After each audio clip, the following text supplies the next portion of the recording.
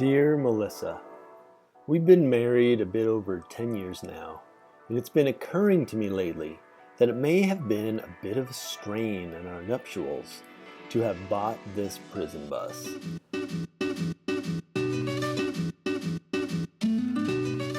I mean, there have been other schemes over the years, but none have taken up quite as much space in the driveway as this one. And none have blocked as many of our windows in the house, and none have had the aura of, I guess you could say, incarceration in the way that the prison bus has.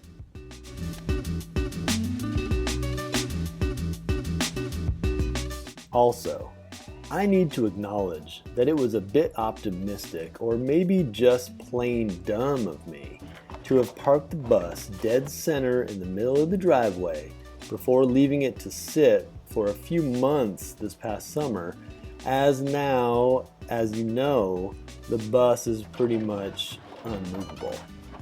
Having it beached dead center in the driveway instead of parked off to the side where it was has definitely made getting our bikes by the bus difficult.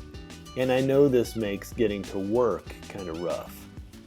And then there's the issue of the trailer, which is now stranded in the front yard since I can't get it past the bus.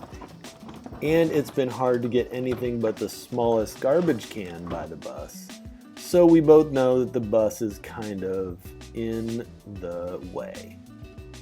So to try to rectify this problem of the fully maroon prison bus that's not only blocking 3 of our windows in the house, but also largely clogging up the driveway, I've been doing 2 things. I've been trying to get that darned old prison bus started. More on that in a second. And this week I started digging away at the soil alongside the house to put in those pavers we got on that Craigslist run.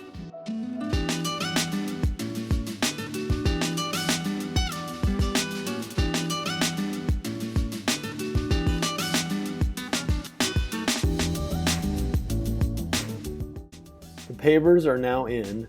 They're not perfect and level and all that, but they should be better than the muddy and dirty path we were slipping and sliding across as we made our way around the bus. And after you and I sat in the house listening to the noise of black walnuts careening down on the fuselage of the bus, I got up there and trimmed away some of those overhanging tree limbs, so that problem may get better soon.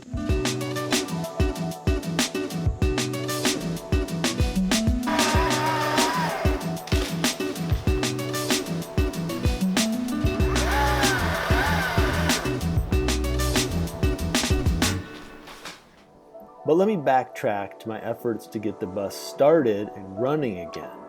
Getting it running will change everything. I'm telling you, it's gonna work out.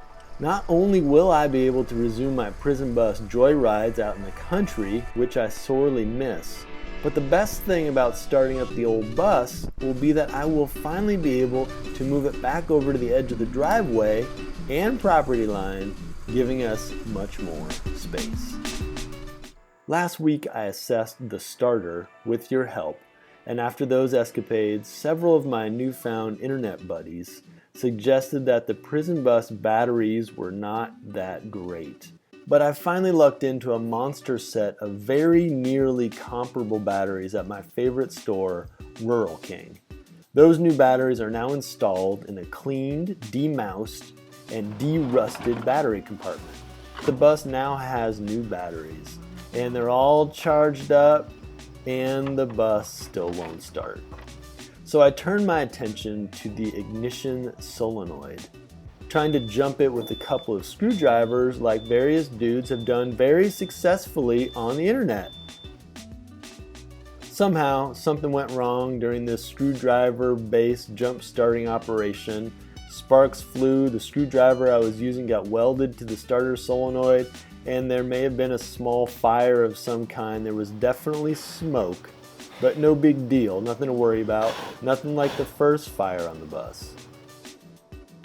After this mishap with the screwdrivers and the solenoid, I had truly fried something in the bus, as nothing now had power.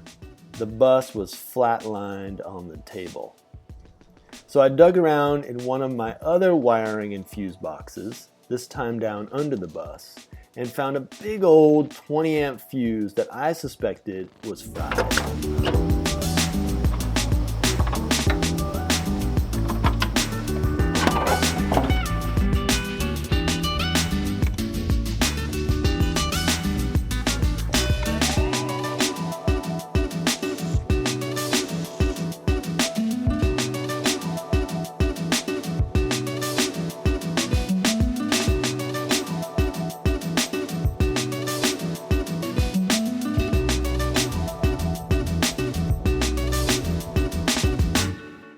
After pulling that fuse and an assortment of other ignition-related items in my underbus fuse and circuit box, I was ready to head out in search of new parts. You've been patient, you've been supportive, and I really do think that after I gather up replacements for everything in the bag full of parts that I pulled off the bus, it's going to start right up. And if not, it'll have to be the starter that is the problem. So we're dangerously close to having a prison bus that is mobile again. I will be able to resume my prison bus joyrides, and we will be able to get our bikes and skateboards past the bus much more easily on our ways to and from work. So that's your status update and what amounts to a bit of thanks. I'm mainly saying thanks for hanging in there with me through the project. I mean, when I came back to the house the other night after doing some archery practice on the bus, you hadn't changed the locks on the doors to the house or anything, so we must be good. Appreciatively and with much love, Spencer.